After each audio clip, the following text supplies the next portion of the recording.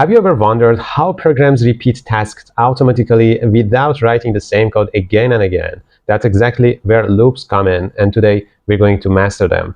Hello and welcome to Ben Academy. In this video, we will explore three powerful tools in Python: for loops, nested loops, and while loops. You will learn how to iterate through data, repeat actions efficiently, and even build more complex patterns using loops inside loops. Whether you're a beginner trying to understand the basics or someone looking to strengthen your coding skills, this video will walk you through each concept step by step with clear examples you can actually use. By the end of this video, you will be able to write clearer, smarter, and more efficient Python codes using loops. Let's get started. So as I told, a for loop is used to iterate over a sequence. Let's work on some examples. If I write for example, I as a variable in range from 1 to 10, it's actually the syntax of using for loop. It means that for every I in the range of 1 to 10, do something that I will define here. If I write print I, you can see that it should be printed from 1 to 9. And you could see that the last item here, that was 10, is not printed here. Another example that I can say is defining a variable like data.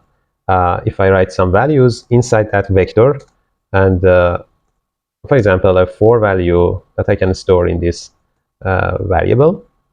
Now if I write, for example, for x in data, for every x value in data, common print x. So you can see that here all the values inside data is printed.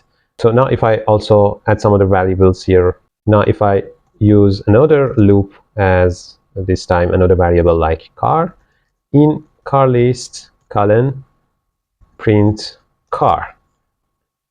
In this way you can see that the name of the cars are also printed at the end. It's the simplest way to use the for loop. If I write an integer value as n with a value of 10 for x in range of n, now I want to print x. You can see that it's printed from 0 to 9. Because range function returns the sequence of numbers, it's a sequence from 0 to 9 as the print. We can also define start and stop for the range. For example, if I write start as a variable from 10 and stop as another variable as, for example, 15. If I write start and stop as arguments for range, in this way you can see that from 10 to 14 is printed, and the last item that was stop is ignored to be printed. By default, the increment is 1 for range function. You can also define an increment here, like 2. Let me increase the stop value like 20. Now I have to write increment as another argument of the range function. If I run it, you can see that from 10 to 20 with the increment of 2 is printed, and the last item that was 20 is ignored again. You can use for loop for summation. For example, if I write some data like this and I want to sum the values inside that variable. Now if I write, for example, a variable like sum by default as 0 for a variable x in data, I can say sum equal to sum plus x. So in this way I'm summing all the values one by one and store in sum to replace in the sum again. Now if I print sum, you can see that the summation of these values are printed in every step of the loop.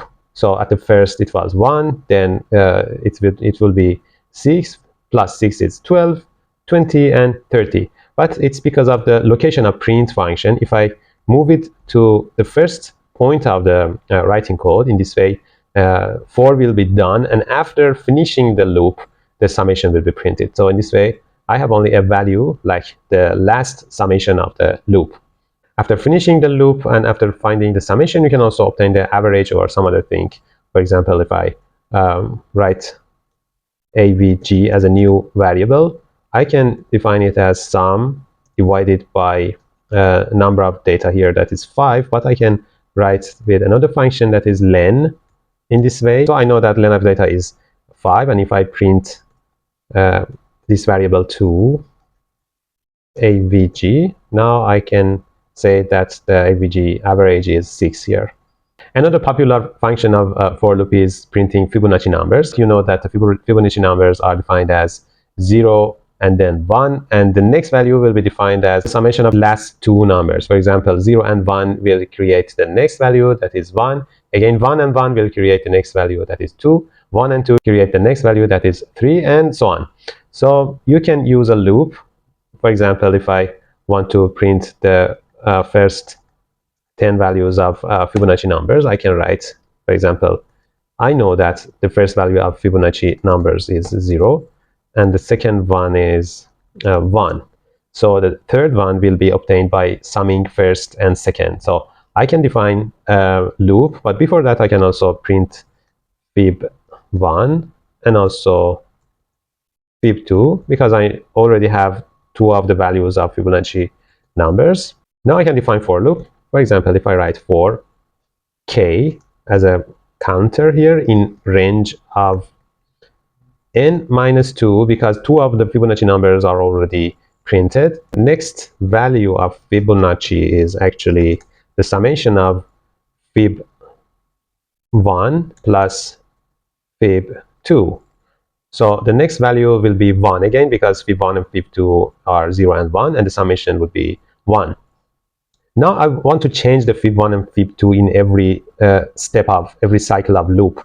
So I can write fib1 to be fib2 after obtaining the fib next, and fib2 should be the fib next. And in every cycle of loop, I can print fib next,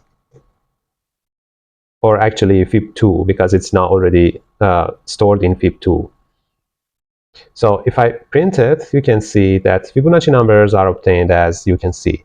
0 and 1 will create 1, 1 and 1 will create 2, 1 and 2, 3, 2 and 3, 5, 5 and 3, 8, 5 and 8, 13, and so on.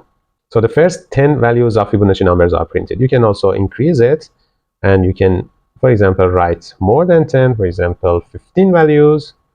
You can see that it's obtained easily by a simple code.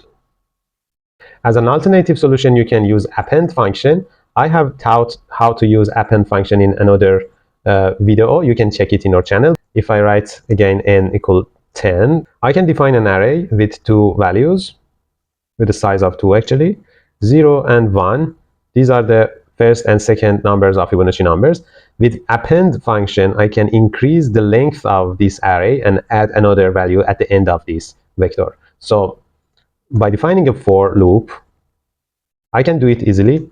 If I write again k in range, this time again n minus 2, because I have already first and second values of this range. So fib next is defined as fib k plus fib k plus 1. Before, by default, at the first cycle of the loop, k is 0. And I can also define k before loop to be sure about it. For example, if I write k equal to 0, now I know that when the cycle is started, when the loop is started, at the first cycle, fib0 and fib1 will be added together. Fib0 returns the index 0 of the array, that is the first value, that is 0. And fib1 returns the value with the index of 1, that is actually the second value of the array. If I use append function with fib.append, I can add an additional cell at the end of that array and store the fib next value to that cell. So after using the append function, the size of that variable will be increased by 1. So it's not 2 anymore, and it will be 3. And the third value that has index of 2 is fib next. So fib next is stored in the third cell of that array. With the next cycle, the next cell will be created and will be filled by new value. So now if I print fib, I can see that the outcome is printed as an array in a more ordered and professional way than the previous example I showed you. As another alternative way, I can also create an empty array with zeros function that is defined in NumPy. and fill every cell of that array one by one with for loop. So in this way, I have to import first numpy as np, for example, and if I define again n as 10 to write the first 10 numbers of Fibonacci function, I can define fib variable with zeros function in numpy with the size of n. Now I can define the first value and second value manually, because I know the first value with the index of 0 is actually 0, and the second one that has the index of 1 is 1. For the other cases, I can use loop again for k in range n minus 2. If I write fib k plus 2 equal to fib k plus fib k plus 1, let me define k as 0 again to be sure what's happening here in the loop. And now I'm sure that in the first cycle, if k is 0, you can see that fib 0 and fib 1 are added and fib 2 is created. So I'm sure that it's working correctly. And if I print fib, I expect to see the same result in previous example. Another useful function of loops are nested loops, and you can define loops inside loops. The syntax of nested loops is like this. The first statements here is related to interior loop, and the second one is related to the first loop. So indentation here is very important. For and statements are in the same intent location, so they have the same priority. So after ending this loop, the kernel of Python will work on the second statements. But this statement is written inside the internal loop and inside the second loop, actually. If I write a simple example here, if I write for I in range of first to 10, j in the same range of first to 10, I can print I and j, and I can ignore using the additional statement here. So if I print it, you can see that it's written as below. Let me explain what's happening here. First, I is 1. Then the second loop is started. J starts from 1 again. So 1 and 1 is the first pair of the values. So then the second loop will work and work, will iterate more and more. So the values we expect are 1 and 1, 1 and 2, 1 and 3, until 1 and 9, because we know that the last value is not used here. And after finishing this loop, we will again return to the same first line. Now I will be increased by 1 again, and it will be 2 this time. So the internal loop again restarted from 1, and 2 and 1 is this next value we expect. So as you can see, 2 and 1 is printed. Again, j will be increased by 1, so 2 and 2, 2 and 3, 2 and 4 are printed, 2, 2 and 9. After that, again, I will be 3, j will be restarted from 1, so 3 and 1, 3 and 2, 3 and 3. So it will be continued finally to 9 and 9. You can use some other statements, some other functions inside these loops, and you can use these I and j as some iterative variables that are very, very practical in nested loops. The last type of loop that I want to teach here is while loop. It's very similar to for loop, but it's a bit different. Let me show you with an example. If I write, for example, m equals 8, I can define a loop with while like this, with this syntax. While m is greater than 2, again colon. Now I have some statements here. So while this condition is valid, the other statements I will write inside while loop will be run. So I can print m, for example, but I have to set something to exit that loop. And if you don't do it, so it will be printed many, many times without any stop, and you should stop it manually. So I have to define something to stop the loop. For example, if I decrease the values of m, in this way, I'm sure that sometime it will be reached to 2 and the loop will be stopped. So if I print it, you can see that it's printed before reaching to 2. After reducing the m from 3 to 2, the while will be checked that m is greater than 2, so it's false, and the loop will not work anymore. So it's another case that is very similar to for loop, but you have to define a condition for the loop, and you have to define an exit condition for the loop. I hope these basic explanations for and while loop in Python could be useful for you. Thanks for watching this video, and don't forget to like and subscribe. You can check our channel to see the other lessons of this tutorial and also the other videos in our channel. See you.